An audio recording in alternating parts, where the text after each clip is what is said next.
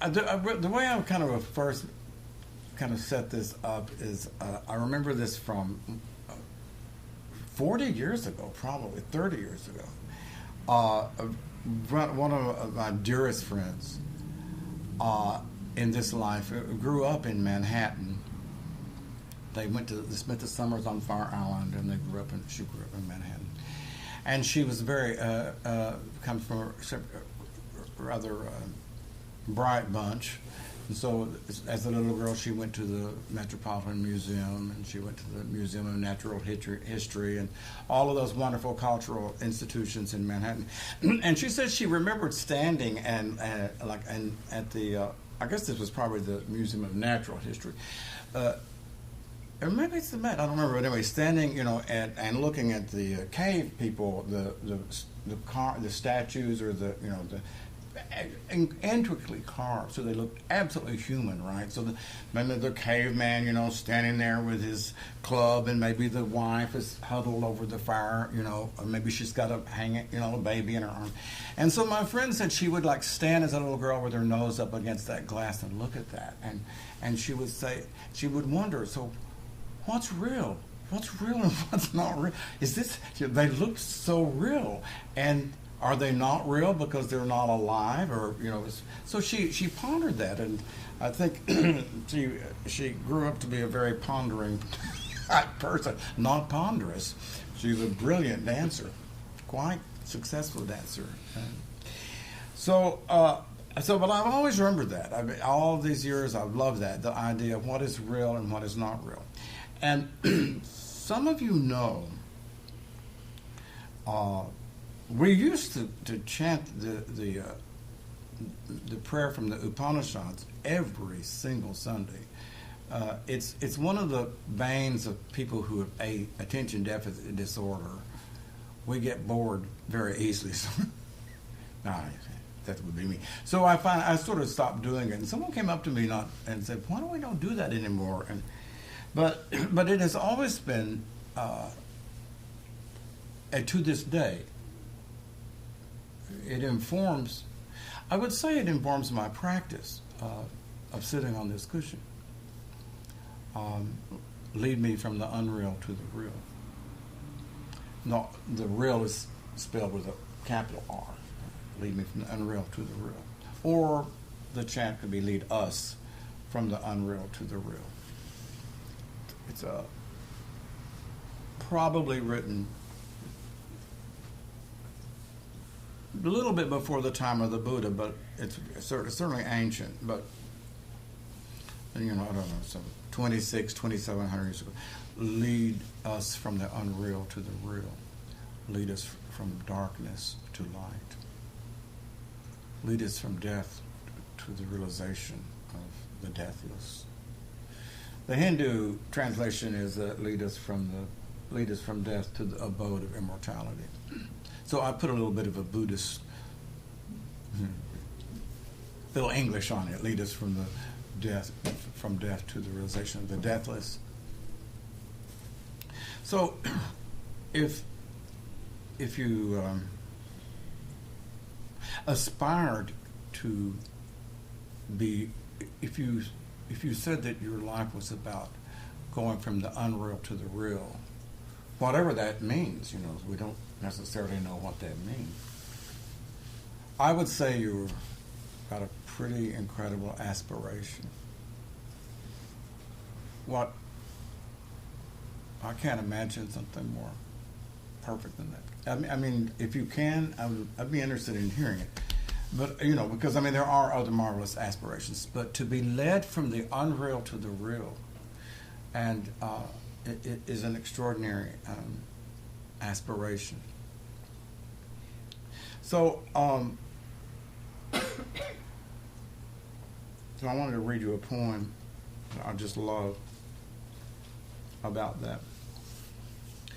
So we decided, our board of directors decided to give some orchids to someone who's been marvelous in giving to us, and we have an occasion to give them a beautiful orchid, and I know that she loves orchids.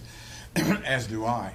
So we all decided that, that we would get some beautiful orchids for this person, and so I decided to go get them today.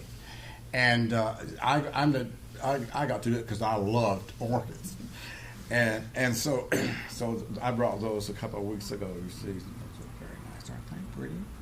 So I went in, so I looked and I looked. I went to Gelson's. I went over and over to different places because I wanted something really special. Couldn't find anything I really liked, and so finally at Armstrong's I found these, and which I thought were really, really gorgeous. And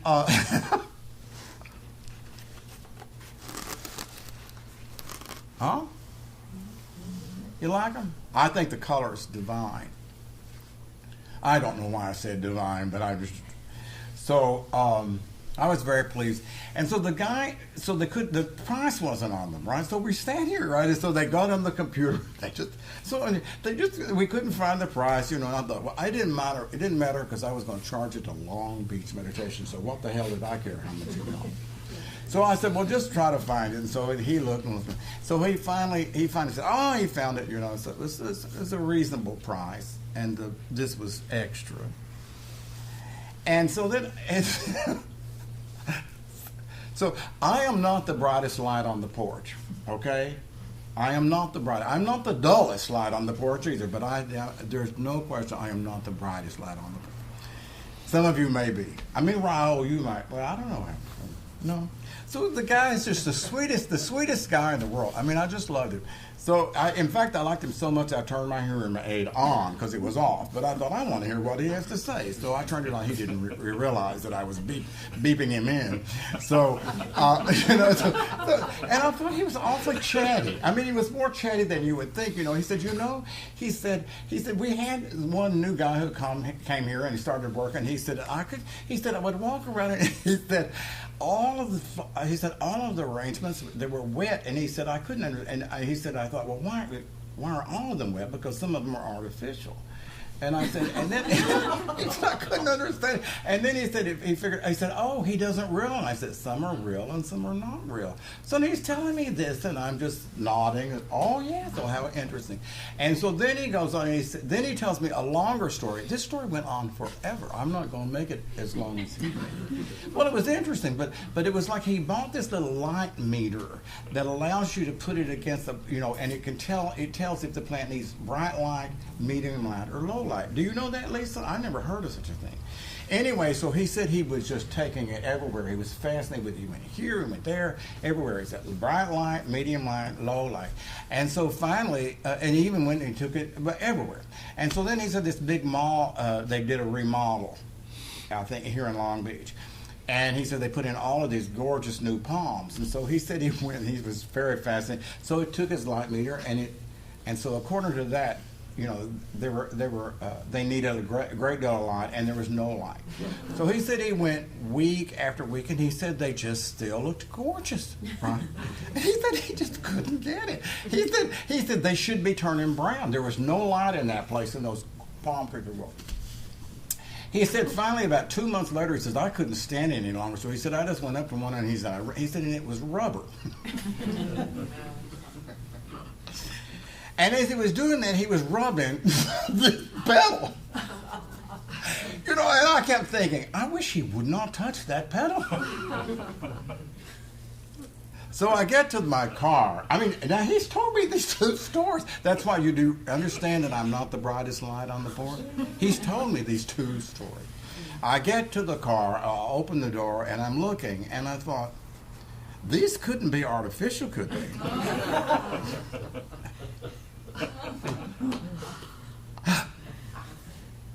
What was amazing is how they switched from beautiful to ugly. It was amazing because I just loved them when I saw them. I loved them. They were really beautiful. I mean, I loved the color. And so then suddenly I look at them, and what does that mean? They're not real. I mean, are these not real? I mean, so suddenly I look at them, and because they're not going to die, and because they're not going to get bugs on them and turn brown, right? They're no longer beautiful to me. Well, I found that just fascinating, you know. And so then I went back to remembering my friend Sally's thing about, right, what's real, what is real, and what isn't real, what's really real. And so here we have it real and unreal. Is that true? Is that right? You know. And according to one way of Nisargadatta says what's real is not subject to perishing. What's real is not subject to decay. So in that case, these are really ephemeral. These are really unreal. I mean, these are more unreal than these because these are going to last. These guys will be here till the end of time. So and so then I thought, so my mind is really kind of flying here. So I thought about the teaching, the third patriarch of Zen, who said that, the great way is not difficult if you'll just give up picking and choosing. So I'm choosing this over this. So this is all very interesting. So I don't want to blab much longer. I said I could. So what is real? What's real? What is false? It's a profound question. It's just a profound question. And one that just gets me over and over and over again is Nisargadatta once said that anything that takes time is false.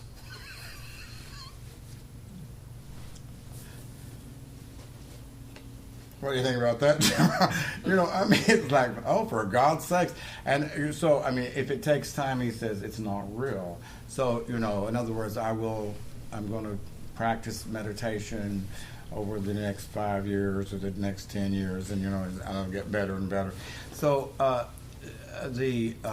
I'm not suggesting, what is or what is not at this point. I'm just kind of throwing this out to you that, I think that the question of what is real is,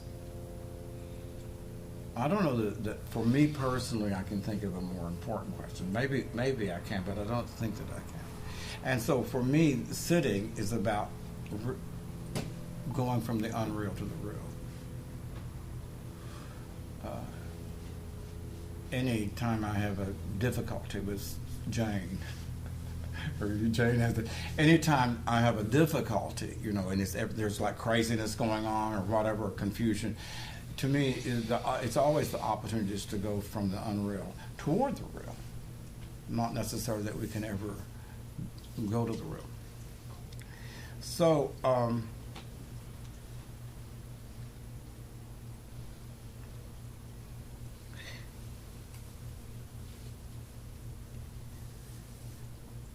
there's a wonderful story, one of the seminal stories of Mahayana Buddhism is that when the Buddha was near time to pass on, and he still had not chosen a successor, and so they were all gathered on, I think it's called Vulture Peak. There's different titles for it, but there are maybe 1,000 monks and monkesses. Bhikkhus and bhikkhunis were sitting there in meditation, and the Buddha is sitting before them. And now they were talking profound silence, profound. These were some pretty heavy dudes sitting there, and the Buddha is in silence, and he picks up a flower, and everyone, 1,000 people are sitting there looking in meditation. And according to the story, one guy at the back, his name was Mahakashyapa, smiled. And one person smiled, it was just one person smiled. And the Buddha knew that this was his successor. It's an amazing story because, it's like, huh? What? So what did he convey in that smile? And he's looking at the flower and he smiles. Everybody else is in meditation. It's not like, they're appreciating it, I'm sure, profoundly. But so I think that that word real is the key part of it, right? I mean that the Buddha saw, the Buddha knew that the person totally got it, whatever it is. So is there something real, Matt, Victor, Jane, John, Monique? Is the real outside of you? Can you go and find it?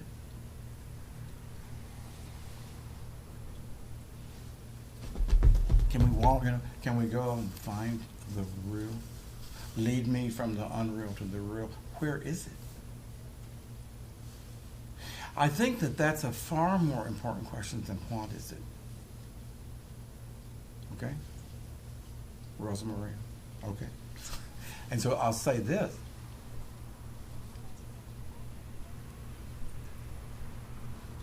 The way you know that somebody is sort of like close to it is they would assure you that they couldn't put it into words. Oh, I know what the real is. It's the real is, right? I mean, if you hear someone starting out that way, the real is God. Run in the opposite direction.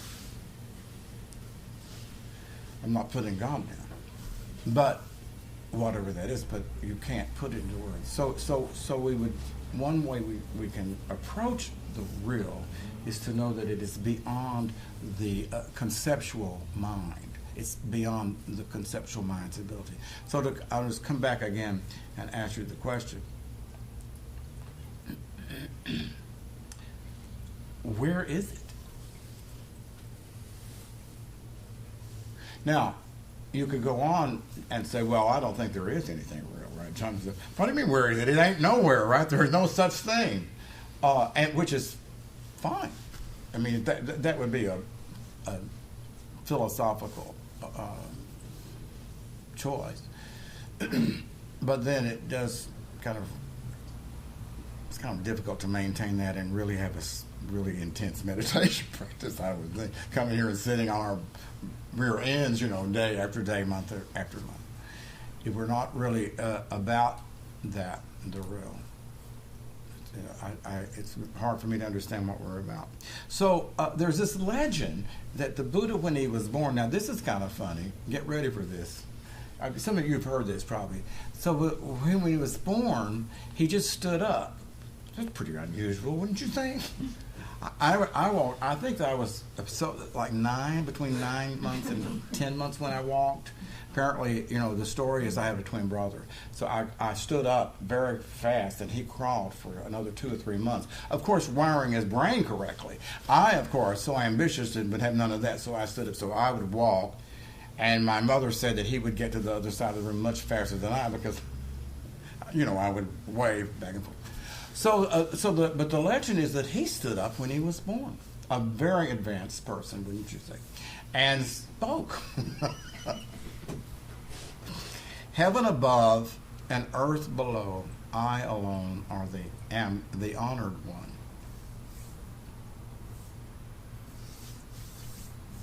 Now, could you say narcissistic personality disorder at an early age?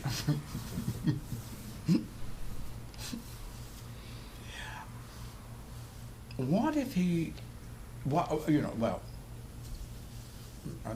I don't think any of us are going to entertain the notion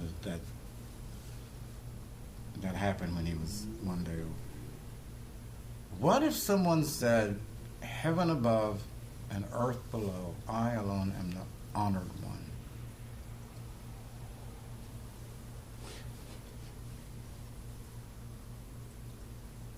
Expressing what they had experienced as the real.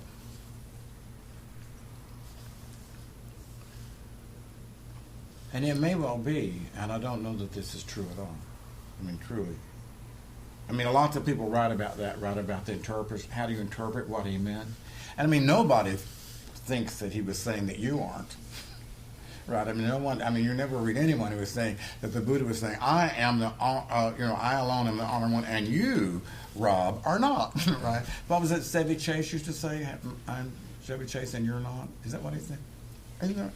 So, I mean, there's some profound expression or some meaning to it, and I've always thought that, in a sense, the experience of the real, whatever it would be, I don't know how to say this exactly, the rest of it would be inference.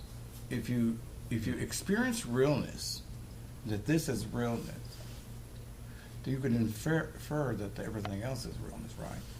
But the experience of realness might only be I alone. I don't know. I really, I don't know. Be interested. I mean, what you think, but.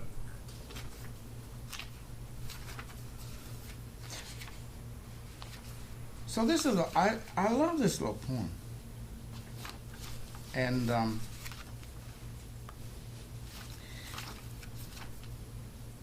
I scribbled it down here and and I wrote it wrong. So then I marked through it, and then tried to write what was right. So I cannot. So you'll have to forgive me. I'm going to probably mess it up. This is by Derek Walcott. This is beautiful words, but let's just say that. We're talking about the real, and that the real can only be experienced. It can't be thought of. It can't be known. There are no words to describe it. It's not in words. It's not in sound. It's not in sight. It's known only, really, in a sense, when the ego momentarily disappears and allows it to be. So he wrote this about 30 years ago, I think. The time will come when, with elation, you will greet yourself arriving at your own door. Well, that would be a very interesting thing to happen, wouldn't it, Jane? To greet yourself arriving at your own door, and not arriving at somebody else's door, by the way. It's not that you would greet yourself arriving at Vaughn's. You would be greeting someone. You would greet yourself arriving at your own door. I wonder if that could be some way to describe meditation. The time will come when, with elation, you will greet yourself arriving at your own door, in your own mirror, and each will smile at each other's welcome and say, "Sit here, eat."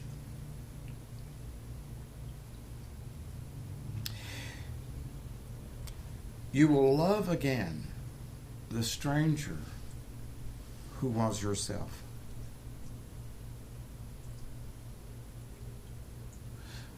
So maybe some part has become a stranger to us.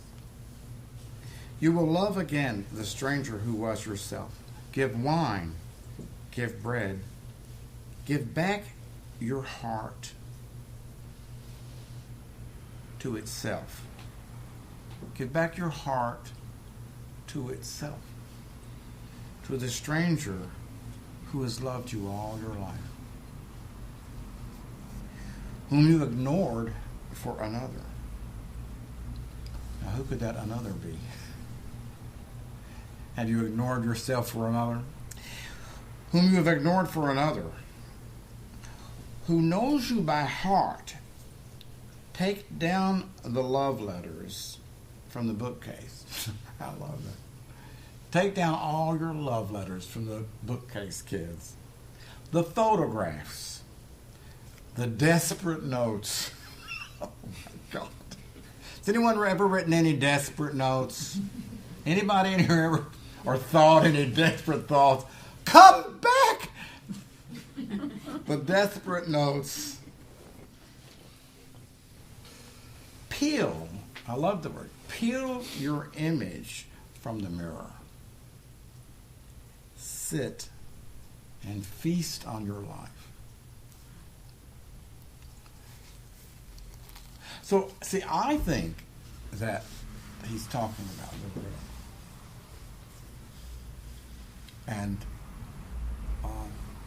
And I think that everyone separates from it and looks outside, constantly looks outside for a partner, for a lover, for a teacher, for a whatever.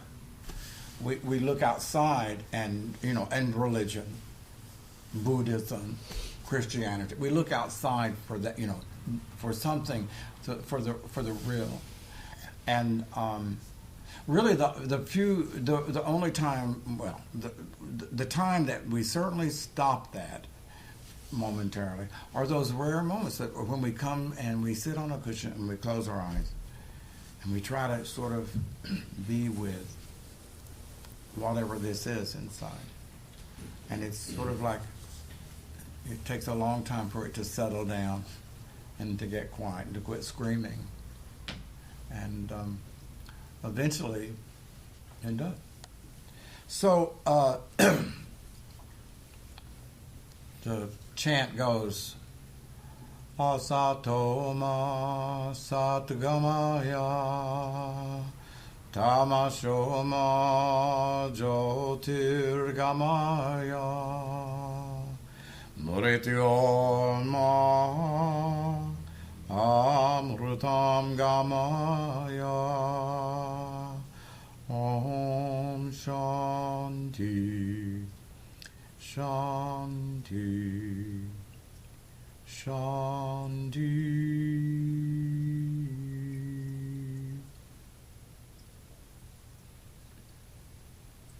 Lead us from the unreal to the real. Lead us from darkness to light.